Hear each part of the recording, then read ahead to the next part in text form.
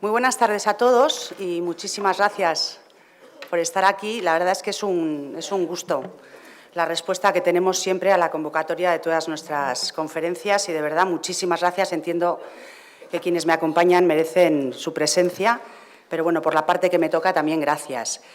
Bueno, primero, no soy Emilia Landaluce, como está claro. Emilia no ha podido venir porque tuvo un accidente el otro día, está hospitalizada, pero más pronto que tarde la vamos a tener entre nosotros, moderando, participando en una de nuestras charlas, porque además nos hacía especial ilusión contar con ella, pero bueno, yo, como les digo, estoy segura que más pronto que tarde vamos a poder contar con ella. Voy a hacer un aviso, como si estuviéramos en misa, porque luego se me van a escapar y no quiero que se me escapen. En marzo no hay conferencia en la Mutua. No tenemos conferencia en la Mutua del ciclo La Alternativa Cultural al Frente Popular, porque no había fechas. Pero vamos a hacer una conferencia en el aula magna del CEU el día 16 de marzo a las 7:30 de la tarde. Pero es una conferencia fuera de este ciclo, es una conferencia monográfica sobre el tema de las elecciones autonómicas, porque viene que ni pintau.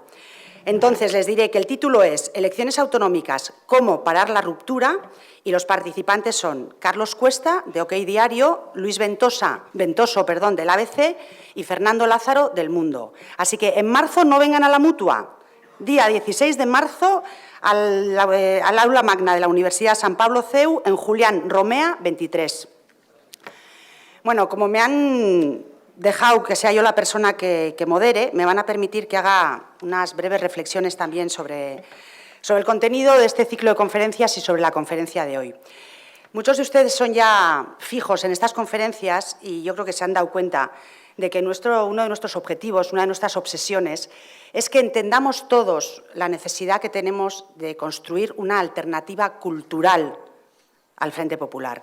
La primera conferencia que hicimos la hicieron los tres presidentes de las fundaciones, Íñigo Gómez Pineda, Alfonso Bullón de Mendoza y Jaime Mayor, y ya ellos pusieron el dedo en la llaga hablando de una toma de conciencia.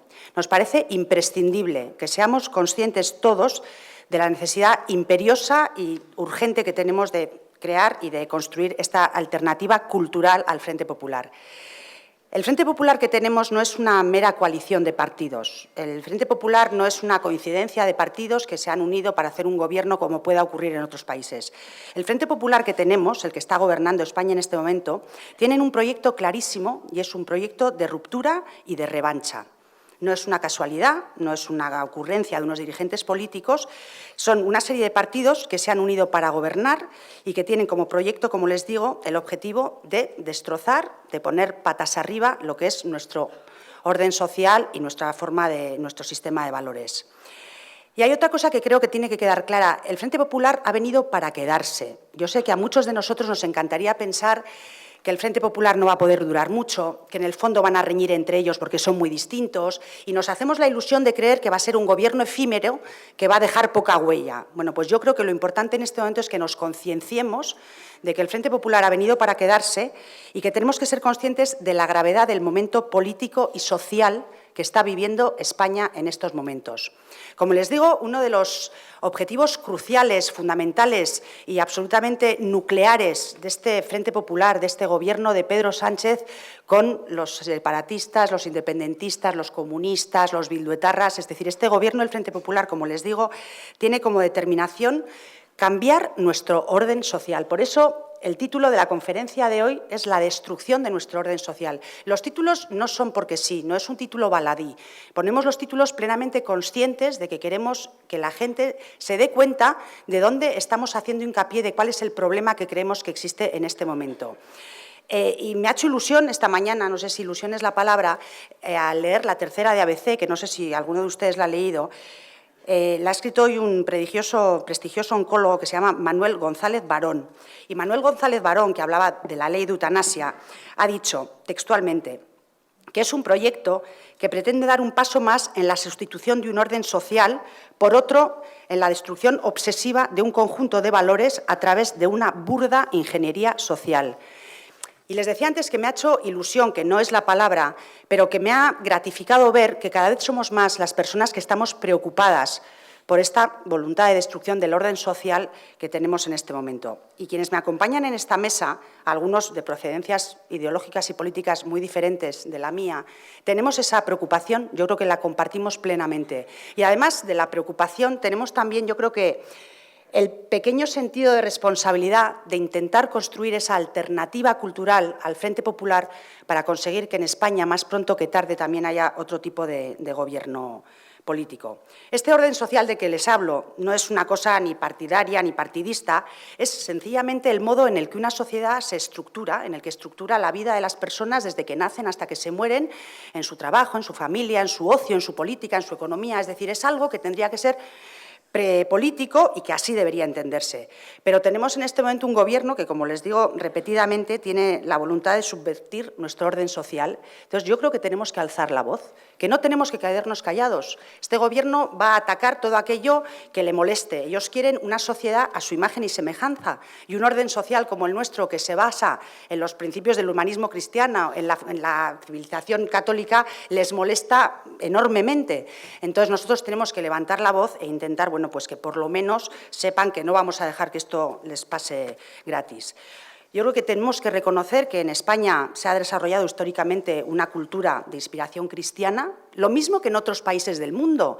No podemos dar la espalda al hecho de que la religión ha influido en el devenir de los pueblos y de las sociedades. Entonces, la cultura cristiana, y no estoy hablando de fe, la cultura cristiana es la que nos ha hecho ser lo que somos, es la que nos ha hecho ser como somos en relación con la defensa de la vida, la dignidad de la persona, la muerte, la educación, el trabajo, la dignidad de las personas. Es decir, nos ha ido haciendo a cada uno de nosotros a través de los siglos. Lo que pasa es que frente a esta cultura cristiana, en este momento, y no es de ahora, tenemos un embate brutal de la cultura del relativismo. Tenemos un relativismo que pretende por todos los medios terminar con los principios y los valores de la cultura cristiana.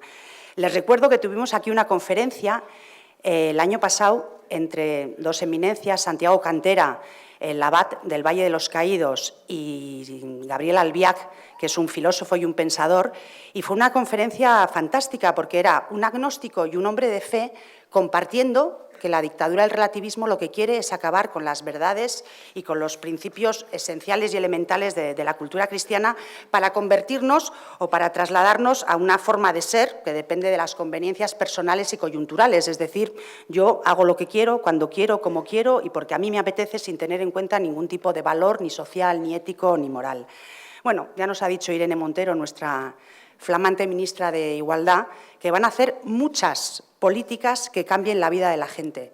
Y es verdad, no hay más que ver las políticas de eutanasia, aborto, divorcio, familia, educación, ideología de género, que están introduciendo poco a poco en la sociedad y que nos están cambiando, están dándonos la vuelta como si fuera un calcetín. Yo les pongo un ejemplo una comparación muy elemental. Es decir, yo comparo todas estas leyes como la carcoma de los muebles. Es decir, cuando la carcoma ataca a un mueble, al principio no se ven, parece que no pasa nada, es invisible, pero luego el daño que la carcoma hace en una silla, en una mesa, al final es un daño absolutamente irreparable y del que no es un daño absolutamente devastador. Y estas leyes ideológicas es lo que tienen. Termino diciéndoles que creo que en la construcción de esta alternativa cultural al Frente Popular tenemos que implicarnos todos, que nos tenemos que hacer fuertes todos nosotros en la defensa de nuestra civilización cristiana, que todo lo que les he contado yo creo que es el núcleo, que es el central de la crisis que estamos viviendo. Comentaba yo antes con una señora que la pena es que en esta sociedad hay mucha gente que no lo quiere ver, que no hay más ciego que el que no quiere ver, pero la realidad, aunque sea dramática, es así, es tozuda, es triste, es difícil, y asumir que este es el problema que tenemos nos obliga a cada uno de nosotros a dar lo mejor de nosotros mismos, a complicarnos la vida y a ser, bueno, pues de una forma pues más exigentes. Pero creo que esa responsabilidad que tenemos de participar y de colaborar no la podemos soslayar.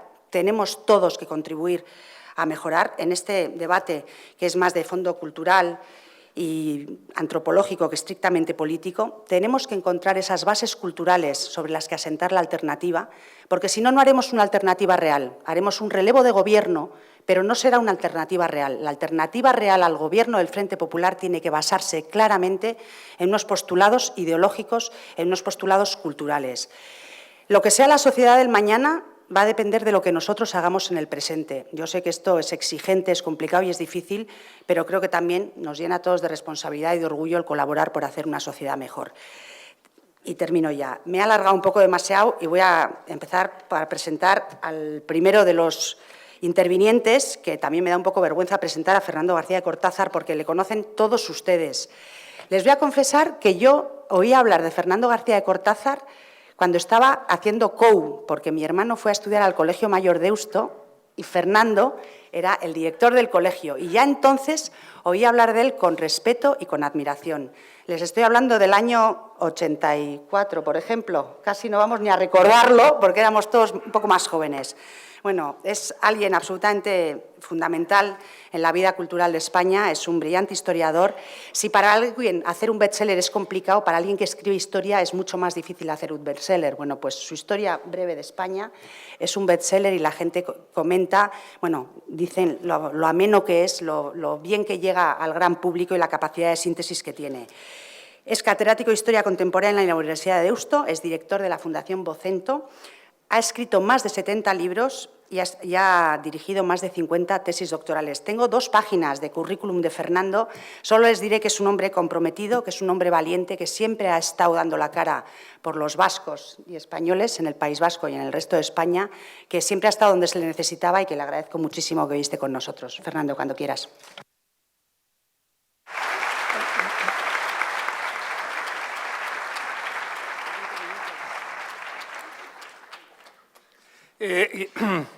Queridísimos amigos, decían en general los clásicos que se puede, diríamos, alabar a una persona cuando sale de la bondad del corazón del que hace la alabanza. En ese caso, creo que es María San Gil en la que se ha retratado aquí en este elogio que ha hecho de mi persona, que por supuesto agradezco. No estamos como para despreciar estos elogios, los que hemos vivido además y seguimos viviendo en el País Vasco. Muy agradecido también a las fundaciones que se han responsabilizado de este acto y también, como no, a este queridísimo público. Mi compatriota Unamuno decía que a lo que le faltaba a él era un público. A nosotros no nos falta un público y por eso yo lo agradezco vivísimamente. Y lo agradezco vivísimamente en un momento en que ya, como María San Gil ha dicho, estamos en un grave momento de la historia de España. No nos duelen palabras al adjetivarlo así. Y no nos duelen palabras porque yo creo que en este aspecto de gravedad de nuestra situación también radica una cierta indolencia de la ciudadanía. Yo creo que los que hemos militado siempre en movimientos de lucha contra el terrorismo, como es ella misma y muchos de los que estamos aquí, y de lucha contra las imposiciones terroristas, nacionalistas, en cierta medida quizá añoramos unos momentos en los cuales nuestra palabra llegaba mucho más, movíamos más a la gente, la calle en un momento llegó a ser nuestra y los himnos nacionales también, a través del Foro de Ermua, llegaron a la Puerta de Alcalá, introduciendo esa costumbre que después algunos han aplicado también. Porque yo creo que tenemos que tomar pulso aquí a algo que falta en España, que es la conciencia nacional. Es dramático que pocos países del mundo están tan carentes de esa conciencia nacional como ocurre en España. Conciencia nacional que yo creo que hay que introducirla, como se introduce la piedad en las familias religiosas, hay que introducirla también en la infancia, en esos momentos en los que junto a la idea religiosa también brota la idea de amar a un país y a unos habitantes con los cuales te sientes identificados. Si Rilke dijo, mi patria es en mi infancia, yo creo que nosotros también tenemos que aprovechar que esa infancia esté teñida también de un amor incontestable a España.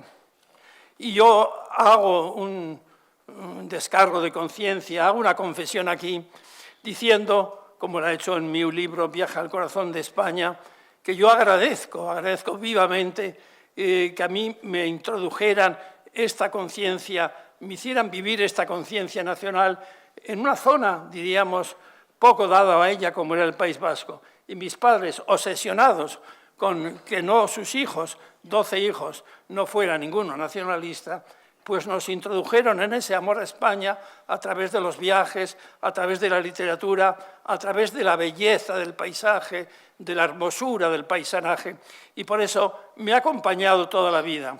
Y en estos momentos que yo no puedo decir, porque sé sumar y sé lo que es la biología, no puedo decir como Dante en medio del camino de mi vida, sino mucho más allá del medio del camino de mi vida, pues yo creo que me ha acompañado mucho y que también me está acompañando.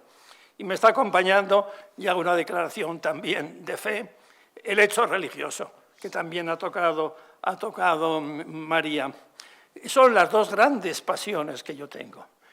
El hablar de España, el cantar las glorias de España, el hacer que España sea para nosotros esa especie de deseo de llegar a un sitio feliz, y también la idea de fe.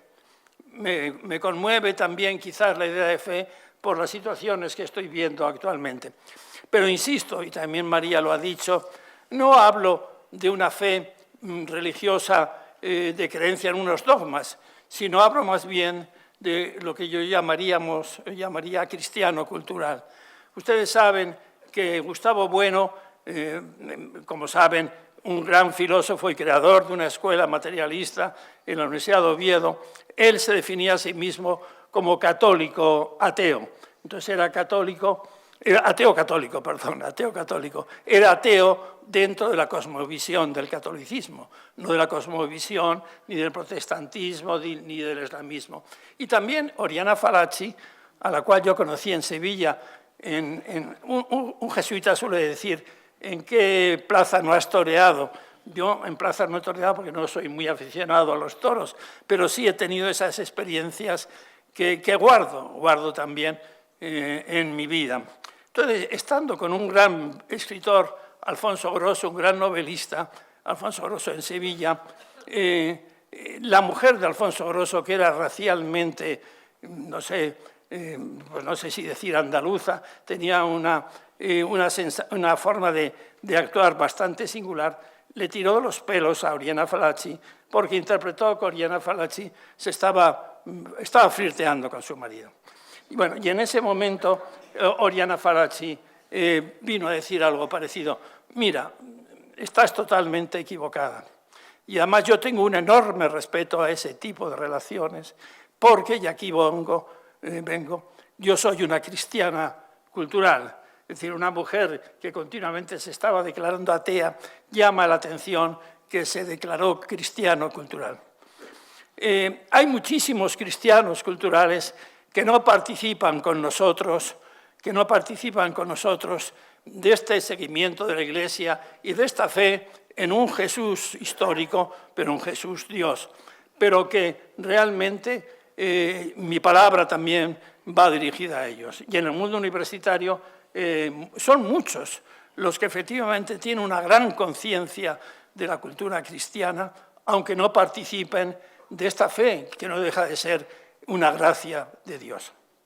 Por eso, en estos momentos de gravedad para nuestra condición, no solo de españoles, sino también de cristianos o de cristianos culturales, yo creo que, y ya se insinuó aquí, yo creo que estos foros deben servir, es momento de decir: hasta aquí hemos llegado. Es decir, no podemos seguir ya aguantando esta banalidad, aguantando esta trivialidad, esta especie de ir contra nuestras convicciones y nuestros más firmes principios. Recordarán ustedes que cuando Tomás Moro, entre grilletes y prácticamente esperando su muerte, oía las palabras de su hija que le decía: pero no te pongas así tan directo y tan fuerte contra el rey, dale la razón al rey para salvar la cabeza. Y ciertamente Tomás Moro, que era un hombre que amaba la vida y la buena mesa, etc., él decía, pero es que en esto no puedo. Yo creo que es el momento de decir, en esto no podemos. Y a un llamamiento a una mayor movilización de la sociedad en la defensa de lo que siempre creímos y seguimos creyendo. Es claro que lo que nos ocurre, y se ha definido aquí y en este ciclo, tiene unos claros protagonistas. Van directamente a acabar con nuestros valores, a acabar con nuestros principios y con un objetivo claro, es decir, de que nuestra resistencia ya no exista, de que demos por bueno lo que esté ocurriendo, aunque sea malo, que aceptemos con pasividad, palabra que habría que repetir muchas veces, para describir la función o la actitud de muchos de nosotros. Y, sin embargo, yo creo que este tipo de conferencias, y siempre mis libros y mis artículos irían en ese sentido. Porque, como decía Paul Valéry, destacando la horrible facilidad de destruir. Nosotros hemos visto que en poco tiempo se han destruido lo que nosotros considerábamos firmes baluartes, firmes principios, enormes convicciones. La libertad, el patriotismo, la defensa de la familia, la educación al servicio de la igualdad de oportunidades, la propiedad y el trabajo como responsabilidades sociales destinadas al bien común, el auxilio a los humildes y la lucha contra la marginación y la lucha también contra el arcaísmo nacionalista, la tolerancia con quien discrepa, las exigencias del respeto a la dignidad de cada persona. Todos estos valores son irrenunciables y nosotros tenemos que hacer un test, y para esto estas conferencias sirven, para ver si hemos entregado sin lucha estos baluartes que antes nos definían, no solo como católicos, sino también como europeos, como occidentales, y que son los que en buena medida nos definen también ahora.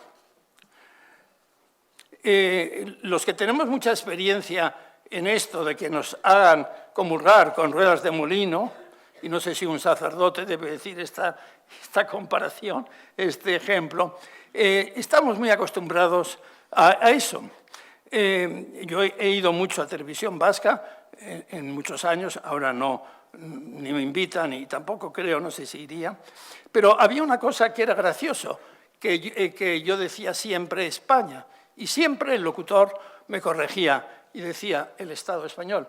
Y yo, ¿querrá decir usted el Estado español? Y yo siempre decía, mire, señor locutor, si yo quiero decir Estado español, diré Estado español, pero es que no quiero decir Estado español, quiero decir España.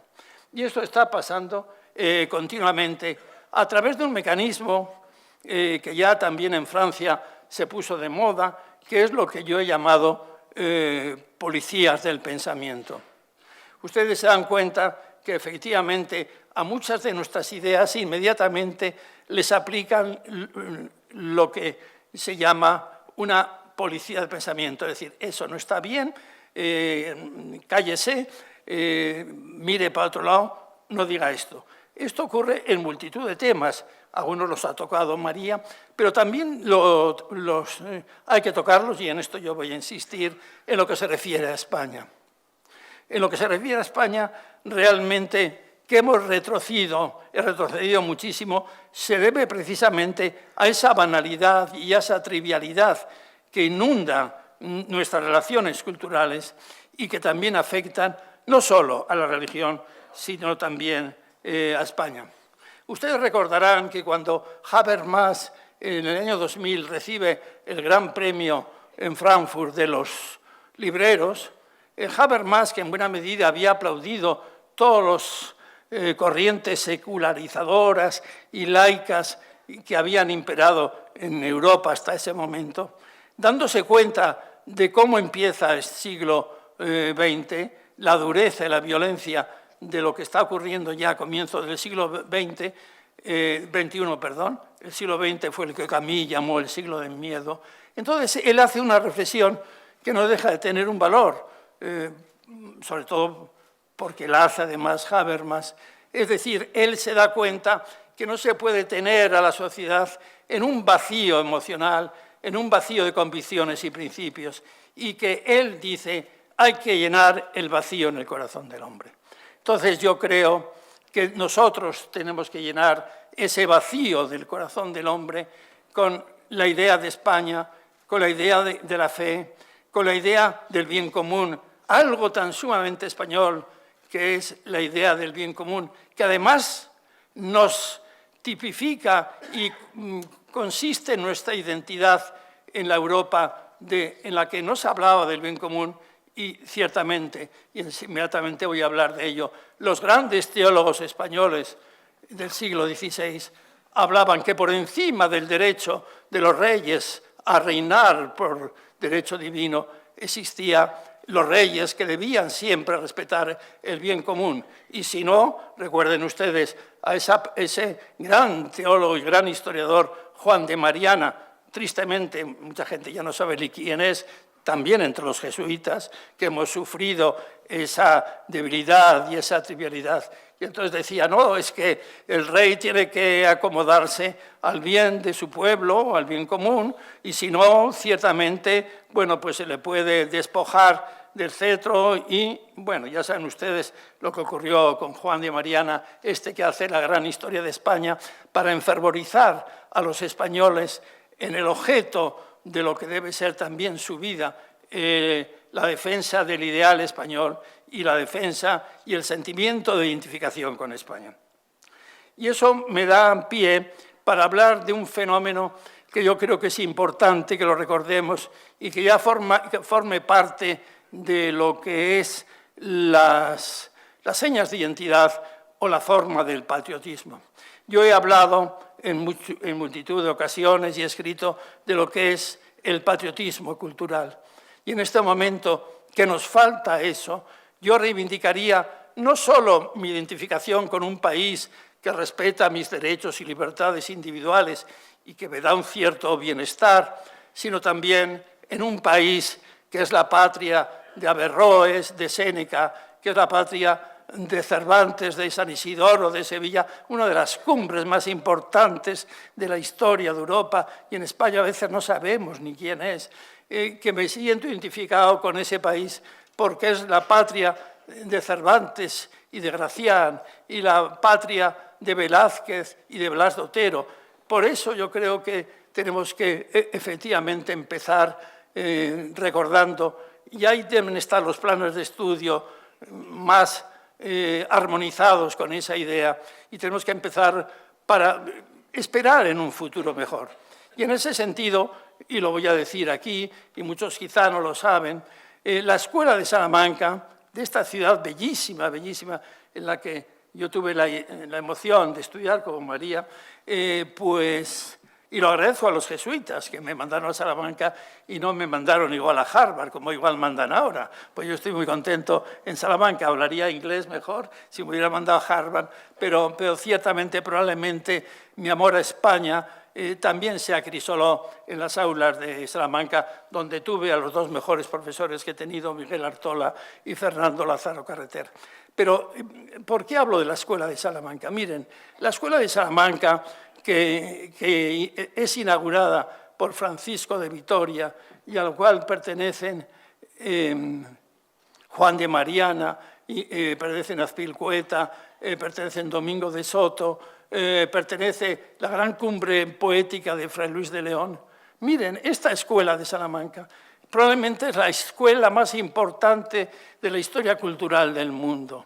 Es la escuela más importante de la historia cultural del mundo, cuyas consecuencias, sacadas casi siempre desde el extranjero, han removido la idea de los hombres, el derecho natural, la idea de la convivencia de los pueblos, la idea de si se puede sojuzgar una nación a otra. Todas estas grandes ideas que después concluyen ya en el siglo XX, y en eso la Iglesia puede también reivindicarlo en la proclamación de los derechos de los ciudadanos, de los derechos humanos. Por eso quiero decir que cuando nos expliquen lo que es España, debemos dejar también un apartado a esto que yo llamo patriotismo cultural, que a muchos de nosotros nos emociona y nos hace vivir. Un escritor del siglo XVIII solía decir: haced vosotros las leyes, dejadme a mí cantar los himnos de la nación, hacer vosotros la legislación, pero que yo pueda tomar el pulso y cantar las odas de la nación. El problema es que durante estos años, y no nos tenemos que engañar, se nos han cantado muy pocas veces las odas de la nación española. Se nos han cantado las glorias regionales de un lugar y de otro, pero muchas veces se ha estimado por una falsa concepción de la historia y que no estaba bien que se contaran las glorias de España. Yo en este momento reivindico mi adhesión a este gran país también porque ha sido la patria de Goya y de Vitoria y de grandes músicos que nos alegran y nos hacen felices nuestra historia. No me resigno, como es una especie de nota a pie de página, a decir algo. En un momento en que perseguimos como las purezas raciales, les voy a contar a ustedes una anécdota que vale más que una clase. Es la siguiente. Yo siempre he creído que una de las grandes aportaciones del País Vasco es la música, es cómo la gente vive la música. Una ceremonia religiosa normal en una catedral, en una iglesia del País Vasco digna, a mí me parece más emotiva y que arrastra más que esa misma ceremonia en otro sitio. Y saben ustedes que una de las canciones más típicas y que más parece que describan la identidad del País Vasco, si existe esa identidad, es Maitetxu mía. Pues miren ustedes aquí, y lo dedico como homenaje a su autor, el autor de Maitetxu mía, que aparece como la gran canción expresiva del sentimiento vasco, es el mismo que hizo Banderita, tú eres roja, banderita, tú eres... Es decir, hizo el himno popular, patriotero, lo que sería España, que es el maestro Alonso, que esa canción se desgaja de una revista suya y adquiere personalidad propia. Bueno, pues precisamente este señor granadino, que vivió, sí, en Fuenterrabía, es el autor de lo que muchos vascos nos emociona y nos sentimos identificados cuando cantamos el Maitetxu mía. Porque eso también hay que reconocerlo en España. Esta España que es múltiple, diversa, esta España que es mezcla, esta España que es mestizaje, es también la que yo quiero y la que yo debo transmitir. Debo ir terminando porque ya el reloj y mi moderadora me va a llamar la atención y esos elogios que me ha hecho se van a convertir en vituperios al final de esta intervención mía. Yo sí quiero insistir en dos aspectos concretos que efectivamente están complicando la situación. En primer lugar, quiero decir una palabra sobre el lenguaje. Es decir, todas las revoluciones y todos los cambios se han iniciado por los cambios en el lenguaje. Y entonces nosotros esos lo vemos clarísimamente. Yo cuento mi experiencia, que durante muchos años he perseguido en mis paseos por Bilbao iglesias donde no me dieran cuñas propagandísticas con el vascuence. Es que ahora también debo perseguir aquellas iglesias en las cuales no me den cuñas propagandísticas con ese lenguaje, yo llamaría hembrista, que no solo la academia no permite, sino que en cierta medida muchas veces está contra nosotros, en una especie de nueva lucha de clases, esa especie política o lenguaje de género. Pero en eso podemos aportar el comienzo del Evangelio de Juan, in principio erat verbum. Efectivamente, en principio y en el final siempre está la palabra. Y yo voy a recordar a Miguel de Unamuno, que llamativamente, fíjese, mucho antes de que teóricamente se planteara esta, se ríe al comienzo de esa gran novela que es Niebla, de quienes confunden el género gramatical con su sexo, con el sexo. Su protagonista, ustedes pueden recordar la novela, Augusto, sigue a una chica por la calle hasta su casa y pregunta cómo se llama. Entonces ve dónde entra y le pregunta a la portera cómo se llama. Y la portera dice, pues mire, señor, se llama doña Eugenia Domingo del Arco, contestó la portera. Entonces Augusto, el protagonista, dice, Domingo no, será Dominga, replicó Augusto. Y la portera le insiste, no, señor, es Domingo. Entonces vuelve a decir, Domingo es su primer apellido y lo será siempre, asegura la cancerbera. A lo que entonces el protagonista, el preguntador, dogmatiza. Pues cuando se trata de mujeres, ese apellido debía cambiarse en Dominga. Y no, sino, ¿dónde están las concordancias? Efectivamente, mire, esto escribía ese genio que era Miguel de Unamuno, ese genio que, entre paréntesis, escribió uno de los grandes poemas religiosos de la humanidad, comparable a mí, bueno, con cierto respeto, comparable a mí no como poeta, que no lo soy, comparable en mi sentido a Eliot, comparable en lo que yo opino a Eliot, no a mí. O sea, ¿qué más quisiera yo que haber escrito una frase solo, méteme, Padre, en tu pecho, amoroso hogar, que llego cansado del duro bregar, que es la lápida de su enterramiento en Salamanca? Bueno, pues efectivamente, se han hecho dueños del lenguaje, se han hecho dueños, y los que hemos vivido en el País Vasco hemos visto, y lo hemos visto en las pastorales de los obispos o en los discursos de los políticos. Y voy a decir solo 2 puntos que yo salto. Ya se han metido tranquilamente los CDR, los comités de defensa de la República. Es decir, a unos señores que no saben ni lo que es la República, ni saben lo que es la República, se les llama comités de defensa de la República. Ustedes se imaginan, bueno, yo traigo casos vizcaínos o vascos, ustedes se imaginan a una señora de Mondragón, de un caserío, que diga que yo soy defensora de la República, no sabe lo que es, como es lo que está pasando en Cataluña. Y si yo fuera republicano, pues yo arremetería contra estas ideas que simbolizan siempre la falta de orden, la falta del cumplimiento de las leyes, lo asimilan con la defensa de la República. Efectivamente, no me mires más, María, bueno, ojos claros, serenos, si de un dulce mirar sois alabados, Gutiérrez de Cetina. O sea que...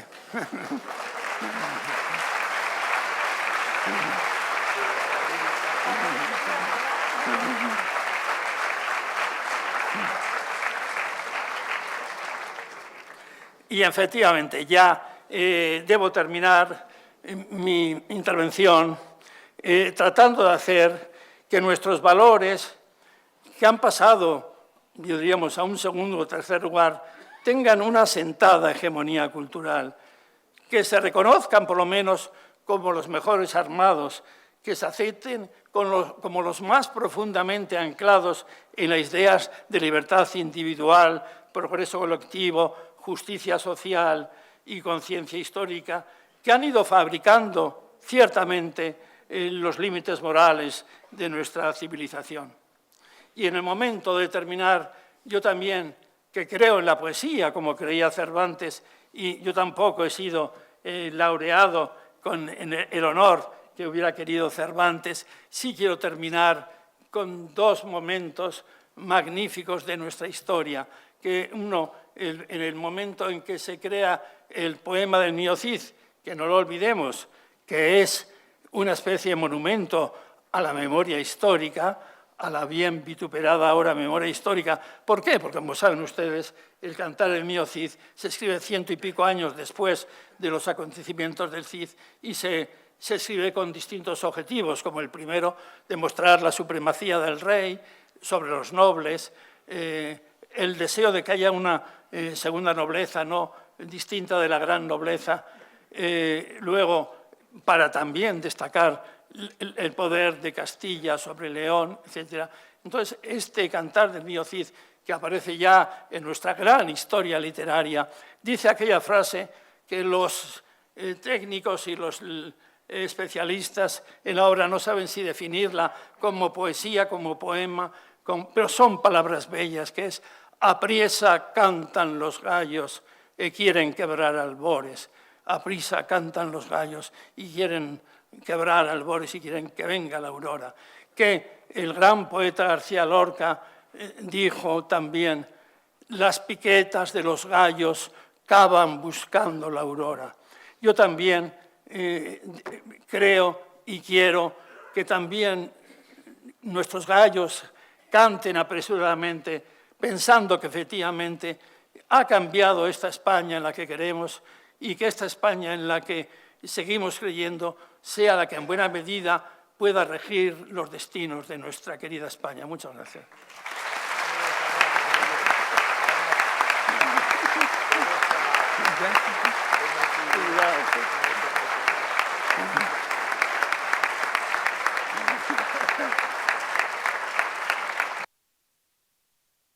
Bueno, yo creo que nunca nadie se puede aburrir o cansar de oír a un erudito como Fernando. Ha sido magistral y te elogiaría más ahora todavía de lo que te he elogiado antes, después de lo bien que has estado, Fernando.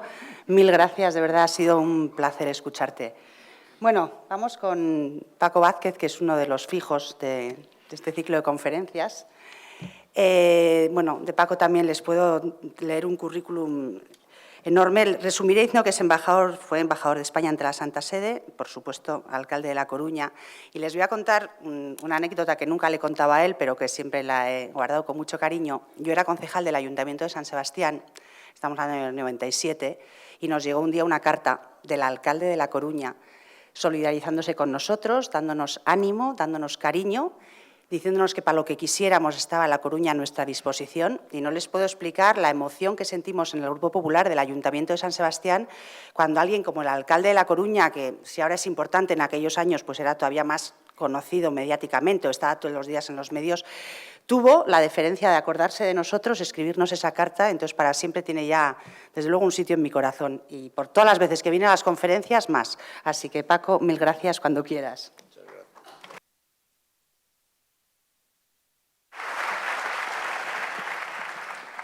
Muchas gracias. Eran tiempos en los que indudablemente yo creo que era una obligación moral el que no os sintierais solos en ningún momento, sino os sintierais arropados por todos. Tuve además después como alcalde la fortuna después de recibir a un exiliado, a Fernando, que venía a La Coruña a los veranos cuando tenía que, por razones de seguridad, quedar sin escolta, y entonces venía a refugiarse a La Coruña por aquello de que es el Finisterre, ¿verdad? Por aquello de que es el Finisterre, y allí forjamos una gran amistad.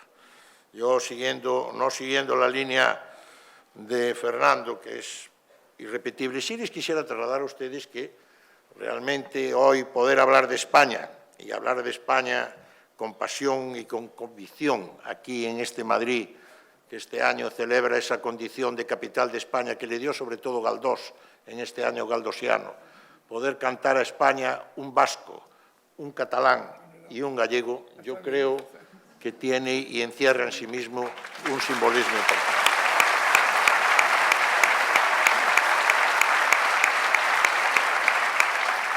Poder hablar de esa España que para mí el orden social es sobre todo el orden que nace de la convivencia, nace de esa tolerancia que surge en la gran reconciliación que representó la transición democrática y que es hoy realmente lo que está en peligro. Esa España compartida y vertebrada, esa España de todos de Fernando de los Ríos, que se definía como eramista cristiano, ¿verdad? O cuando Indalecio Prieto decía, no he tenido el don de la fe, con el respeto hacia lo que representa en esta España nuestra y en esta España común los valores cristianos.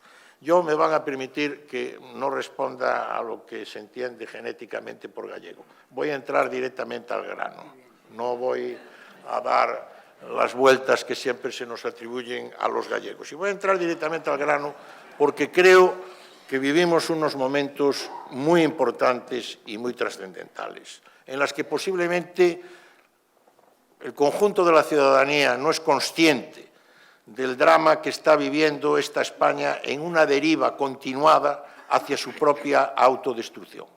Y sobre todo porque nada puede resultar más erróneo que nos limitemos únicamente a juzgar el devenir político de España desde la inmediatez del presente, porque eso es precisamente la estrategia que impulsa el gobierno social comunista de hoy. Quiere decir que la población, como cada día hay un motivo nuevo de disensión, cada día hay un nuevo motivo de enfrentamiento, olvide a través de la polémica del presente, la polémica incluso del día anterior, olvide o sea, no sea consciente o capaz de reaccionar frente a esa nueva realidad política que se nos va imponiendo desde la formalización de los pactos suscritos por el hasta entonces Partido Constitucionalista, Partido Socialista Obrero Español.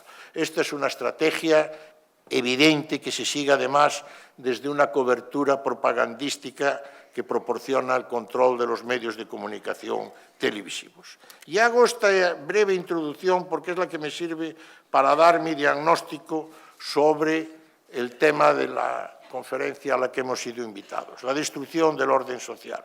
La destrucción del orden social, para mí, es el grave riesgo que tenemos hoy de que pueda continuar en el tiempo nuestra realidad histórica, política, social, económica, cultural, de convivencia, que no es otra que la propia nación española.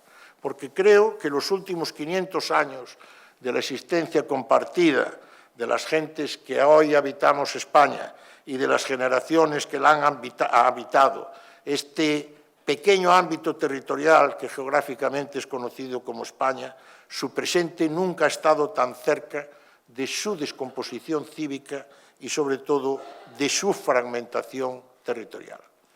Y ello no porque esto sea el sentir mayoritario de las gentes, sino que es como consecuencia de la irresponsabilidad, posiblemente la irresponsabilidad compartida por muchos, que han o hemos dejado hacer, que hemos permitido que día tras día se haya deslegitimado el proceso de la transición democrática y, consiguientemente, su resultado más exitoso, que no es otro que la vigente Constitución de 1978, la Constitución de todos y para todos, que es precisamente la que ha intentado, desde el diálogo y desde la reconciliación nacional, construir un orden social en el que todos podamos sentirnos representados.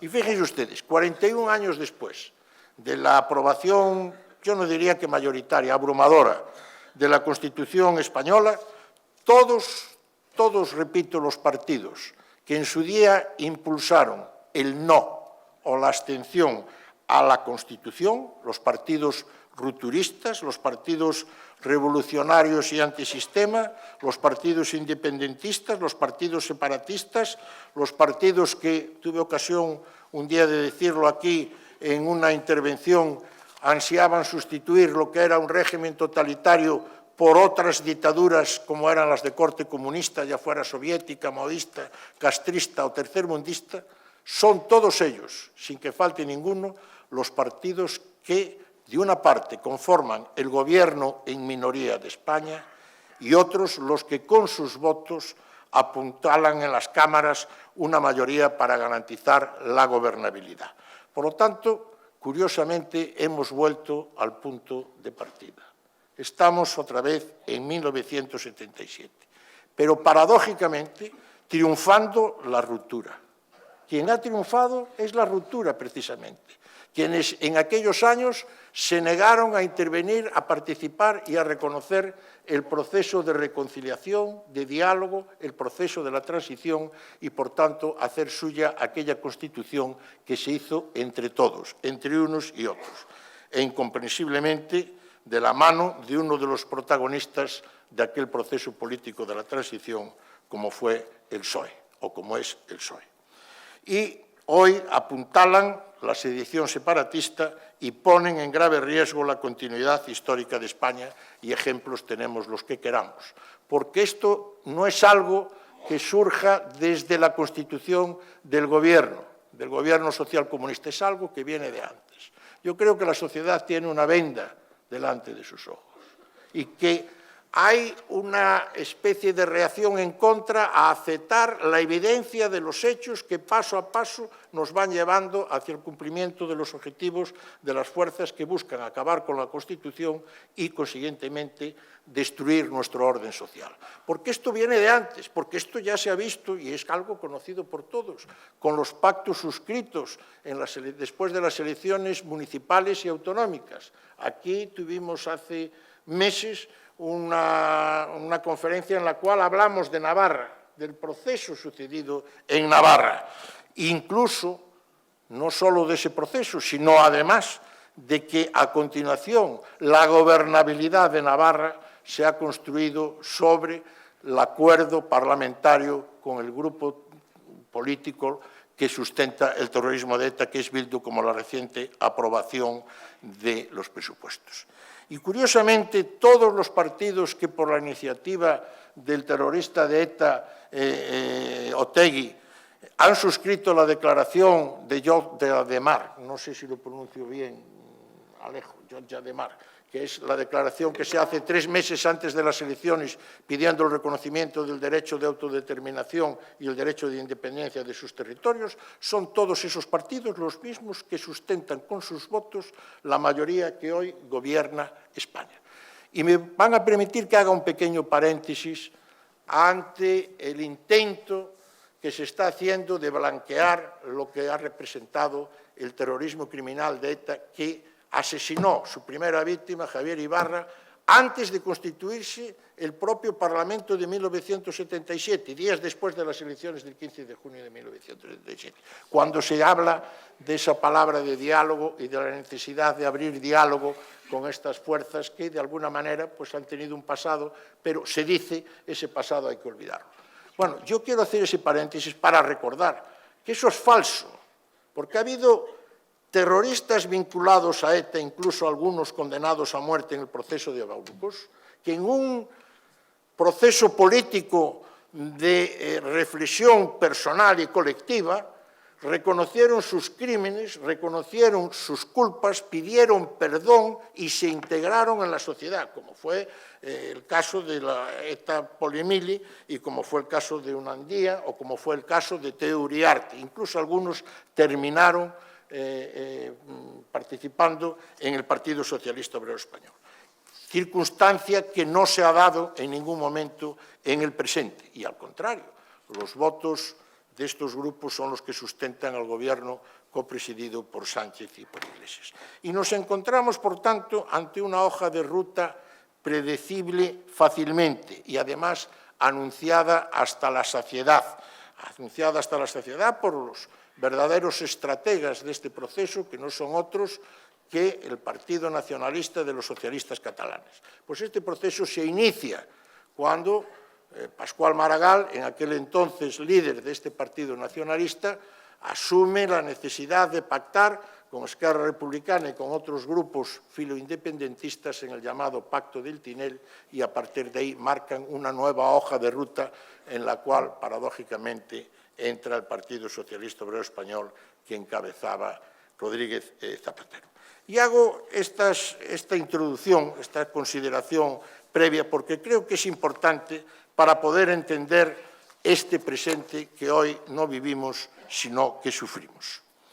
Curiosamente, destruir el orden social es abrir la división de los españoles nuevamente en bloques, es acabar con la cultura del pacto, con la cultura del acuerdo, con aquella cultura del consenso que fue la que produjo esa reconciliación que alumbró la transición democrática. Algo que a mí me gusta repetir y reiterar hasta la saciedad, porque es lo que está en juego. Y lo que hoy se llama Frente Progresista, o de alguna manera se llama también Frente Popular, es sencillamente un bloque anticonstitucional, que va dando los pasos estratégicos para la consecución de sus objetivos.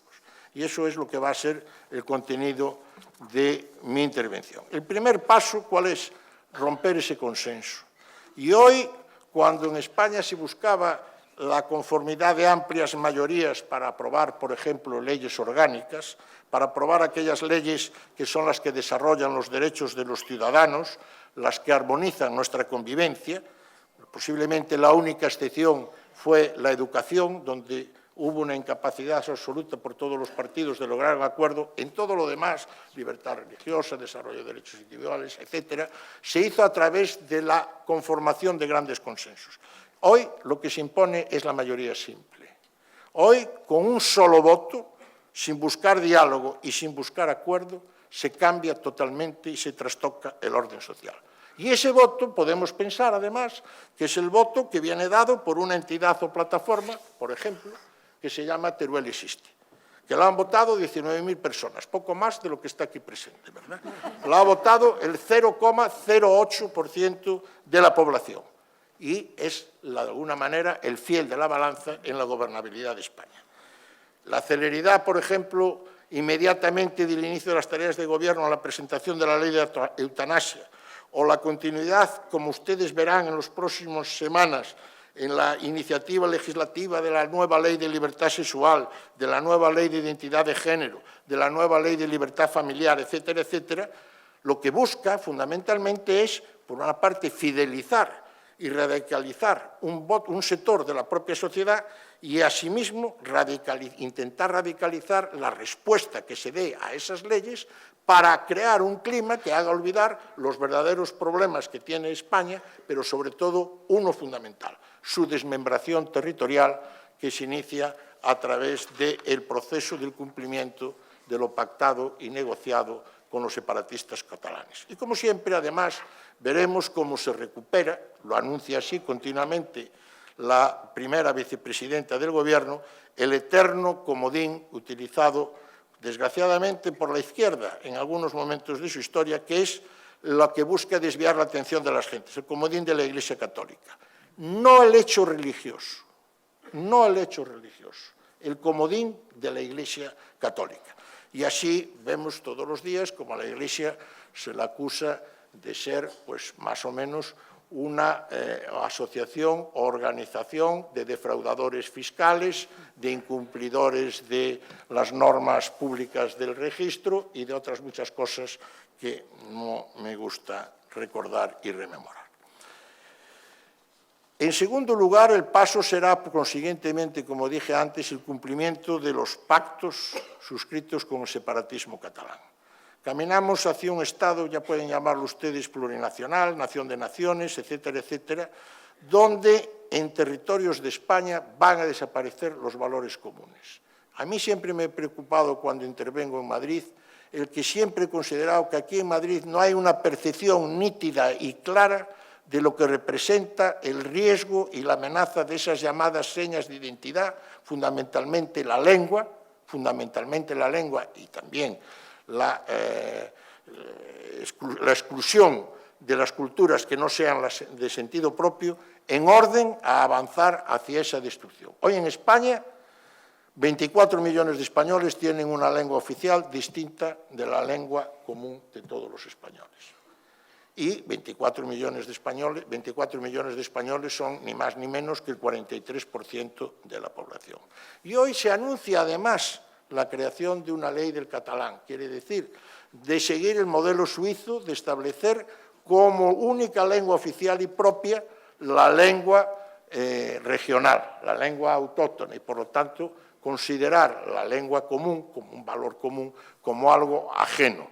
Los niños lo estudian como algo hostil, ¿verdad? Como algo hostil. Y a partir de ese momento, pues Benito Pérez Galdós, por seguirlo citando, pasará a ser un referente cultural al mismo nivel que Honorato de Balzac, que William Shakespeare o que cualquier escritor del extranjero. Un factor cultural propio de la zona. Y esto se ha logrado a través de un proceso constante de incumplimiento de leyes y de desacato a las sentencias de los tribunales. Y es la razón, es algo que a mí me preocupa mucho, que explica y que yo creo que no se percibe todavía con claridad, es la razón por la cual podemos hoy entender que en un periodo tan breve de 4 décadas, de 40 años, se inicie con el 91% de los catalanes votando a favor de la Constitución, con unas elecciones del 15 de junio del 77 en que el 69,27, quiero ser exacto, de los electores catalanes votan partidos de ámbito estatal y tan solo el 19,68 votan partidos de corte nacionalista. Por cierto, el partido de Pujol es el cuarto. En las elecciones del 77 queda primero el PSOE, queda segundo el PSUV, queda tercero Unión de Centro Democrático, Antón Cañellas, y el cuarto es el Partido Nacionalista de Jordi Pujol.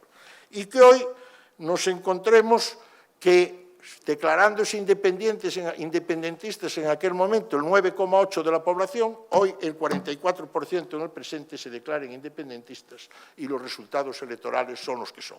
Todo ello fruto de la educación. La consecuencia es la educación. Como muy bien prevé el señor Iceta, en 10 años más podrá haber un referéndum en que a lo mejor sea necesario plantearse la independencia o no, porque dentro de 10 años serán mayoría en el censo de votantes los catalanes que han sido educados en la escuela nacionalista. Y hoy vemos como bajo el eufemismo del diálogo lo que se hace es se consagra un monólogo siempre monotemático, un monólogo que versa únicamente sobre las exigencias y las demandas de los nacionalistas, un monólogo siempre unidireccional. No hay planteamientos nunca al revés. Nunca hay planteamientos al revés. El Estado juega, diría un futbolero, juega siempre en campo contrario, siempre en campo contrario. Y para mí el mayor problema y lo que más me lleva a un pesimismo que ya empieza a ser crónico es ver la irreversibilidad de la situación que estamos viviendo y sufriendo. Porque crean ustedes que yo no alcanzo a entender o a ver o a prever de cómo se podrá dar marcha atrás en muchos de los excesos que se han permitido y que se han asumido ya como derechos propios de los nacionalistas y de los independentistas. La irreversibilidad va a ser el grave problema de la España del futuro, no solamente en estas cuestiones, sino en otras algunas. Y asistimos, además, a un incipiente totalitarismo que se manifiesta en el control, en una manipulación seria de los medios de comunicación y, de alguna manera, pues en una serie de medidas que permítanme ustedes que, a quien como yo ya tiene una edad que ha vivido la situación del cambio de régimen, pues habiendo comprometido mi juventud en la lucha por la libertad, me rejuvenece, porque al final hoy estamos asistiendo al mismo proceso que se denuncia.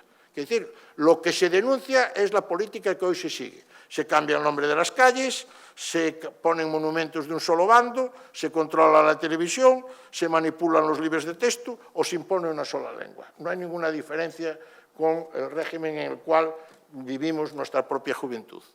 Lo que constituye ese gran monumento al revanchismo, que es a lo que estamos asistiendo hoy de alguna manera. Y así podría seguir hasta donde ustedes quieran. Pero en todo caso, permítame un colorario final, porque yo creo que hoy lo que corresponde es empezar entre todos a hablar de España sin matices, hablar de la España de todos, de España sin matices. Y tomando lo que decía de la conciencia nacional Fernando García de Cortázar y tomando lo que ha sido mi referencia inicial a don Benito Pérez Galdós, yo quería trasladarles a ustedes y compartir con ustedes un pensamiento que en el año 1900 traslada a don Benito. Le dan un homenaje los canarios, aquí en Madrid, los canarios residentes en Madrid. Y entonces, en ese momento histórico del 98, de un pesimismo tremendo, hay unos discursos que saltan esa diversidad, lo propio, ¿verdad? Y llega a saltarlo hasta la emoción. Con lo cual, don Benito, cuando se levanta a agradecer, quiere poner un poco de orden, podríamos decir, por lo menos de orden intelectual. Y don Benito dice, es obligación que contribuyamos todos a formar lo que tanta falta hace hoy en España, la fe nacional. Cada cual en su esfera, grande o chica, debe ayudar a formarla, a robustecerla, pues sin esa gran virtud no hay salvación posible para las naciones. En la España del presente, a un socialdemócrata como yo, comprometido con las ideas que siempre he defendido, permítanle decir públicamente, para terminar, que para mí cualquier España mejor que una España rota. Muchas gracias.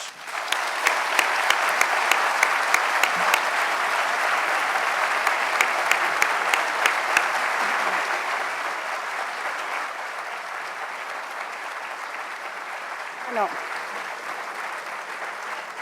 solo puedo darle las gracias y además agradecerle su honestidad y su coherencia política, porque Paco es un ejemplo en el que deberían mirarse muchísimos.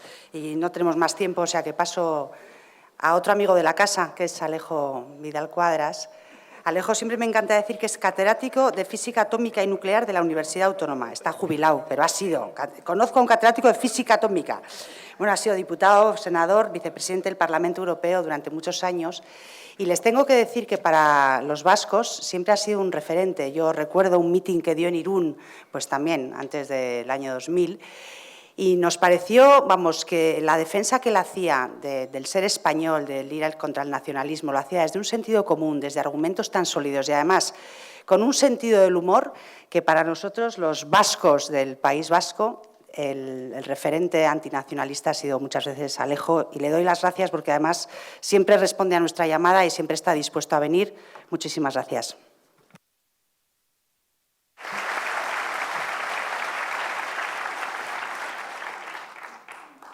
Muchas gracias, María, y muchas gracias a todos por su asistencia. Siempre es una satisfacción el participar en una sesión de reflexión, de análisis, organizada por las fundaciones Villa Cisneros, Valores y Sociedad y Cardenal Herrera Oria. Son entidades meritorias que han entendido que la batalla crucial de nuestro tiempo es la batalla de las ideas y que, además de entenderlo, actúan en consecuencia. Veo aquí en la primera fila a los tres presidentes de las tres fundaciones, juntos, formando un sólido bloque de convicción, de determinación, y debo decir que esta visión me resulta reconfortante. Por supuesto, volver a compartir mesa con Paco Vázquez y con Fernando García de Gortázar es un privilegio y un estímulo. Ellos han abordado el tema que nos reúne esta noche desde una perspectiva muy española del momento. Fernando, desde una óptica centrada en el ser de España, Paco, un tratamiento muy político. Yo, siendo fiel al tema que nos congrega, voy a hacerlo desde una perspectiva, en términos conceptuales, más general y en un sentido geográfico algo más global, sin rehuir, por supuesto, nuestro presente español. El título que los organizadores han puesto a nuestro encuentro de hoy no es neutro ni es complaciente. La destrucción de nuestro orden social. Es un título que no invita en su dramatismo a la tranquilidad. Presupone que existe un orden social que es nuestro y que alguien quiere liquidar. Por tanto, ante todo hemos de explicar qué entendemos por orden social Y a continuación hemos de dejar claro qué orden es ese que vemos en peligro, por qué lo calificamos de nuestro y cuáles son los agentes que pugnan por acabar con él.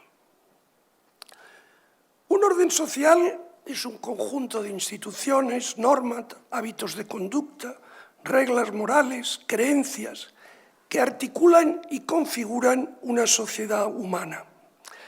A lo largo de la historia se han sucedido numerosos órdenes sociales y del examen de sus características, de su aparición, asentamiento, decadencia y final, emerge una conclusión innegable. Conclusión que lamentablemente todavía no ha alcanzado general aceptación. La conclusión es la siguiente.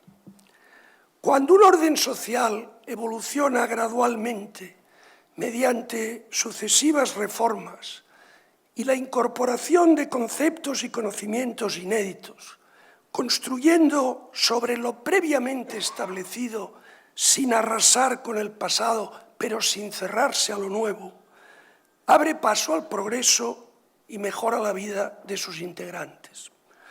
Cuando, por el contrario, episodios traumáticos o violentos, guerras, invasiones, revoluciones, catástrofes naturales, interrumpen bruscamente el pausado flujo del desarrollo humano para alumbrar en partos sangrientos nuevas etapas de su devenir, el daño es invariablemente superior al eventual beneficio y aquellos cambios positivos que resultan de estas mutaciones dolorosas hubieran podido producirse a un coste mucho menor si en lugar de haber nacido de un desgarro súbito hubiesen sido fruto de una prudente, continua y bien dosificada acción reformadora. Esta verdad, absolutamente demostrada a lo largo de miles de años, conviene recordarla hoy en España, porque pese a nuestras amargas experiencias de los últimos 2 siglos, aún hay irresponsables que abogan por la ruptura sin contemplaciones del actual orden social para reemplazarlo por utopías probadamente fracasadas, por religiones laicas proclives al totalitarismo o por agregaciones de nacioncillas agrestes o inventadas.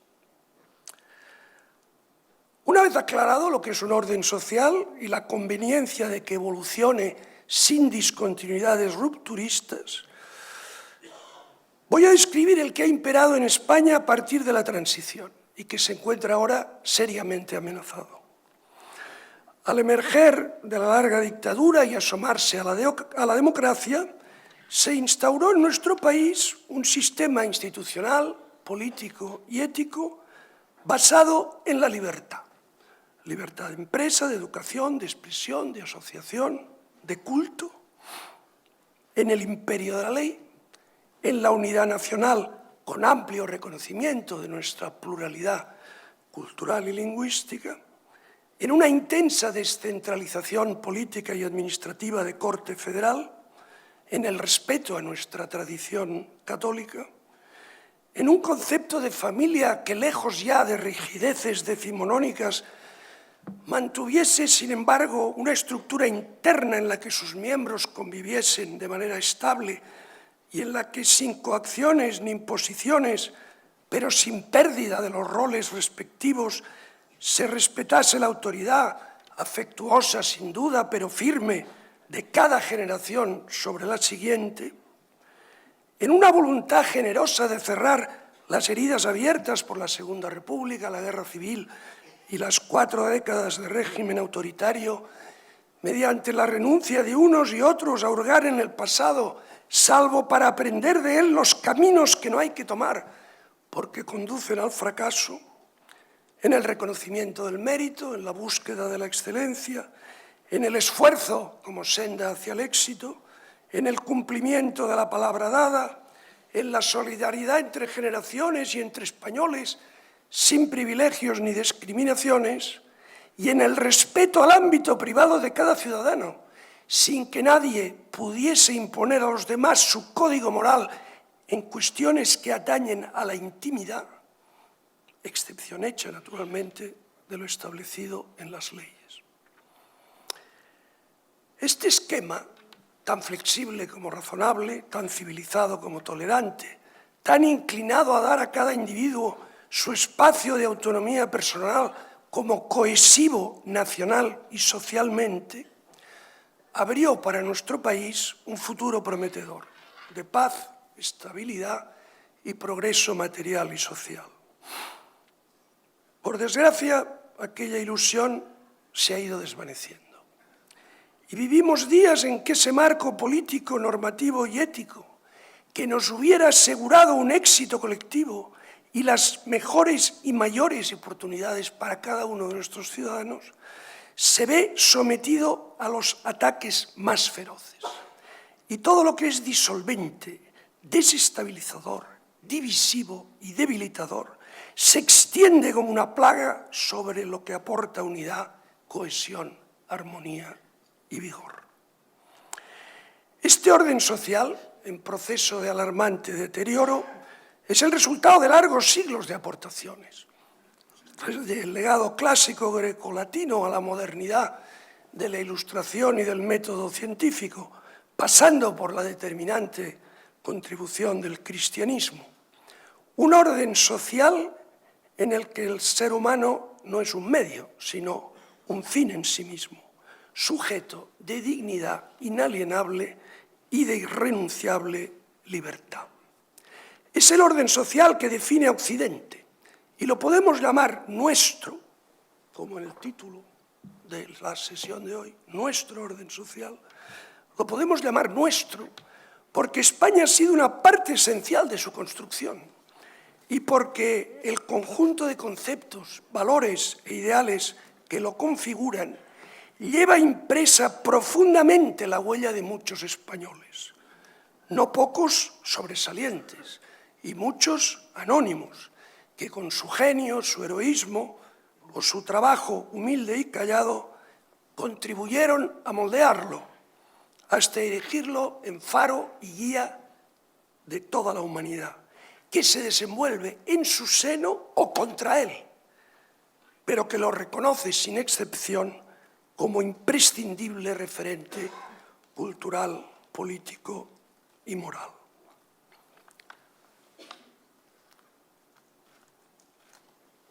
Pues bien, efectivamente, este orden social se encuentra ferozmente atacado por un conjunto desordenado, inasible, proteico, incontrolable y contradictorio de corrientes de pensamiento que podemos englobar bajo la denominación de la llamada corrección política. Esa modalidad blanda e insidiosa, pero implacable, de totalitarismo, que invade los medios de comunicación, la política, la legislación, la educación, el cine, el deporte, hasta impregnar cada rincón de nuestra sociedad.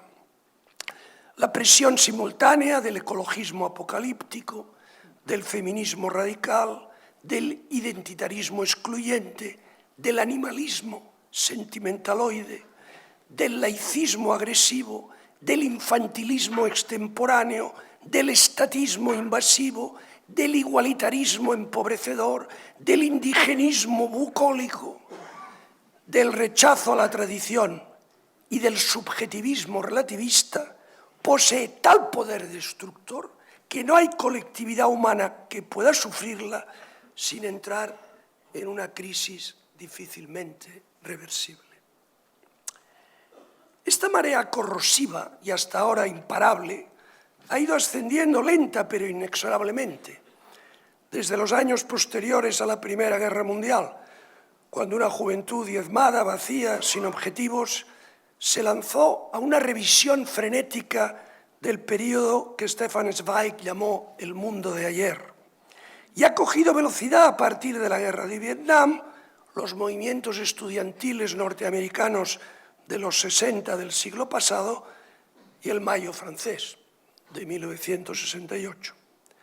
Se ha apuntado a los países nórdicos, y en particular a Suecia, como el laboratorio social en el que la corrección política se ha ido implantando en iniciativas legislativas en una triple dirección. La eliminación de los vínculos de interdependencia derivados de la familia tradicional, percibidos como expresiones inaceptables de dominación, la deconstrucción del sexo, entendido como hecho biológicamente y objetivamente dado, para reemplazarlo por el género, enfocado como construcción cultural subjetiva, y el tránsito desde una sociedad en la que predominan las relaciones interpersonales espontáneas a otra en la que es el Estado el que cuida, tutela y vigila a los ciudadanos a la vez que provee sus necesidades básicas.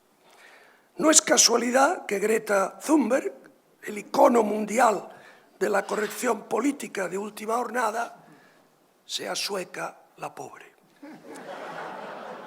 En el campo electoral, la corrección política, en sus diversas formulaciones y variantes, ha pasado a ser bandera de la izquierda y del autodominado progresismo, que ha hecho suyos todos sus postulados y reivindicaciones, mientras en el lado liberal conservador la posición ha sido meramente defensiva, con una rendición parcial y paulatina ante el empuje del adversario ideológico, hasta que recientemente se ha producido una reacción contundente, especialmente en Estados Unidos, en algunos países del centro europeo, en Brasil y en Rusia.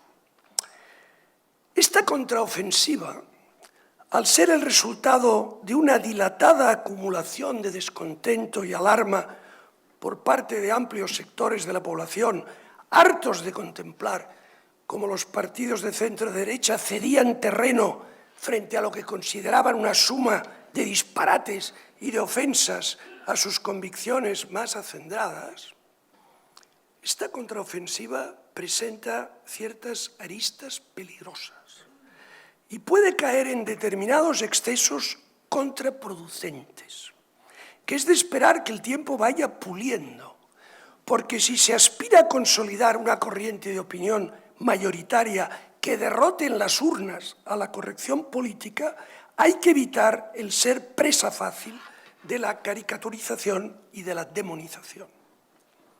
Por poner un ejemplo muy pertinente en España, no se debe combatir el identitarismo excluyente y supremacista propio del separatismo con un nacionalismo de raíz étnica, estandartes desplegados y tambor batiente, igualmente beligerante y de rígido ánimo unitarista, sino con un patriotismo cívico, ilustrado, integrador, democrático y constitucional apoyado en valores universales.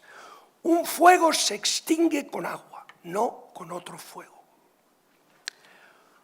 Otro aspecto interesante de la corrección política es su relación con el marxismo cultural de corte gramsciano.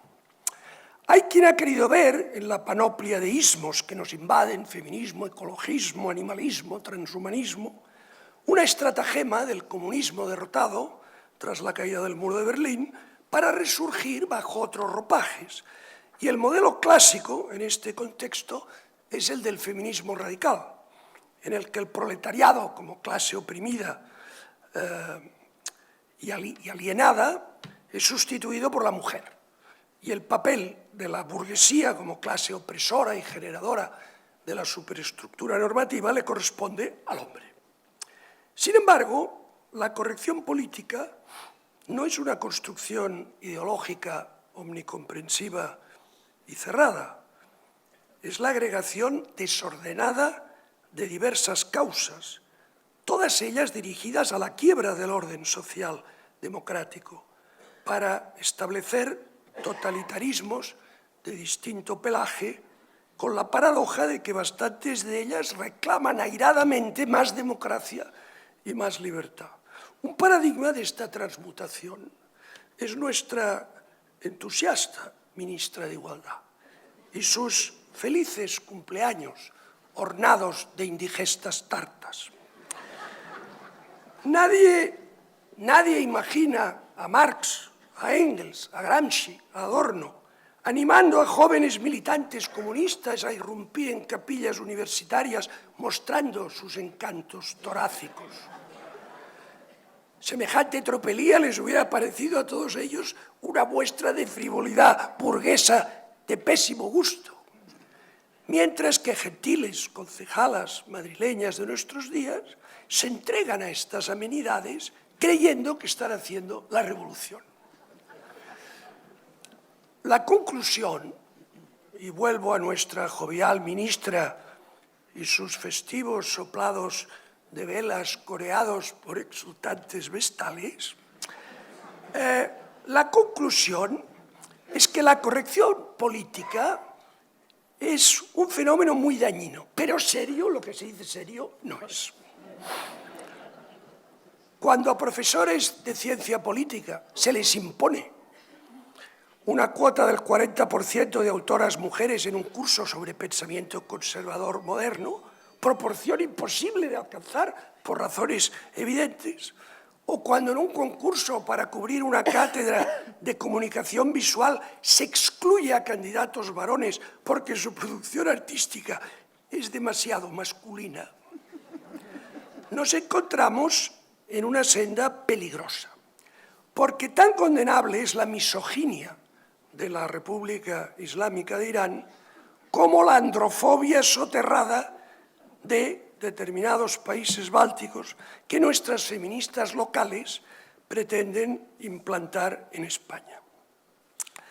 Pese a todo, y para desesperación de los burócratas de la corrección política, una miríada de reformas legislativas destinadas a consagrar la igualdad de derechos entre el hombre y la mujer y de reiteradas operaciones de ingeniería social para imponer un modelo de sociedad ortopédicamente feminista a partir de la idea absurda de que incluso en una democracia con todas las garantías pervive, y cito, una estructura social basada en la dominación de los hombres sobre las mujeres, en Suecia sigue habiendo una marcada preferencia de las mujeres por actividades profesionales como educación infantil, enfermería, cuidado de personas ancianas o dependientes y por ocupaciones a tiempo parcial.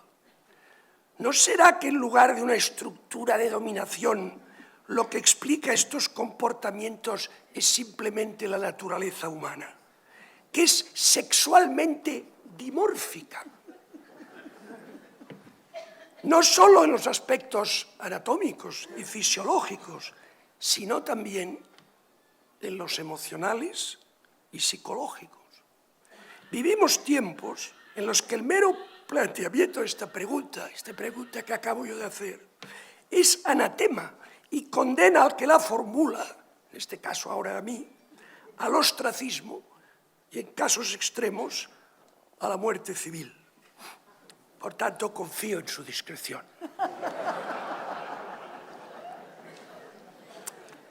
Un componente decisivo del problema de la escasez de anticuerpos contra esta infección tan contagiosa es que a los partidos les resulta electoralmente más rentable incorporar a sus programas las exigencias de grupos de activistas altamente movilizados y ruidosos que velar por el interés general.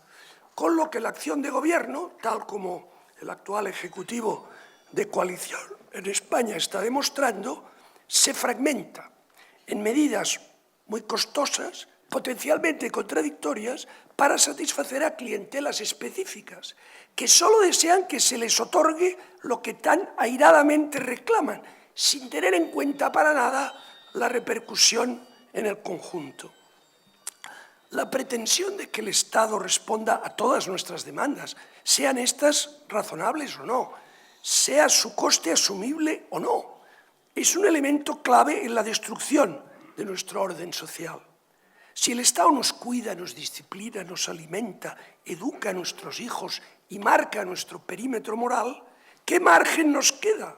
¿Qué margen nos resta para vivir nuestra libertad, para ejercer nuestra responsabilidad y, en suma, para ser humanos? Los gobiernos, apoyados por una mayoría parlamentaria, están legitimados para aplicar sus programas y para proponer leyes, pero no para desobedecer las que están en vigor, ni para utilizar las instituciones para propagar sus particulares causas. En la fachada de un ayuntamiento o en la sede de un gobierno autonómico no han de figurar lazos de colores, ni carteles de bienvenida a refugiados, ni banderas arcoíris. Lo gubernamental y lo institucional son espacios distintos que no deben solaparse sin que la democracia se agriete. Cuando una alcaldesa, con un número modesto de ideas, pero confusas, afirma, encendida de furor justiciero, que no piensa obedecer leyes injustas, revela su insuficiente formación y su falta de idoneidad para el cargo que ocupa. ¿Qué diría esta misma edil si consistorios de color político distinto al suyo colgasen en sus muros frontales una enorme fotografía de una familia tradicional, formada por padre, madre, abuelos y 4 hijos, en un salón sobre cuyo televisor destacase enmarcada una reproducción de la Inmaculada Concepción de Murillo?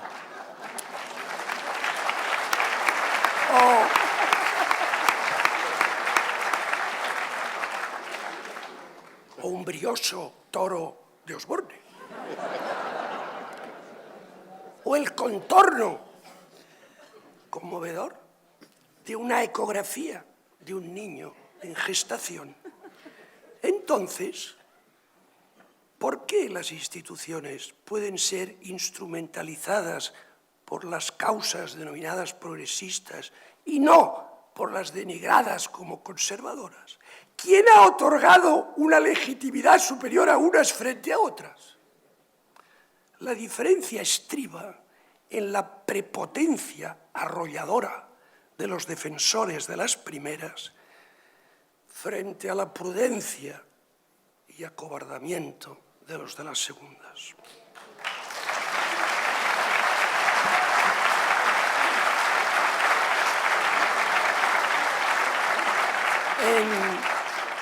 En la España de hoy, a la abigarrada coalición de ismos que atacan sin descanso los fundamentos de nuestro orden social, se añade otro especialmente agresivo, al que se han referido tanto Fernando como Paco como María, más que agresivo, letal, me atrevo a decir, que es el identitarismo nacionalista de separación, el que en Cataluña, de manera descarada, en el País Vasco, con argucias más taimadas, tiene como objetivo la liquidación de España como nación de ciudadanos libres e iguales y como garantía de convivencia democrática y de imperio de la ley.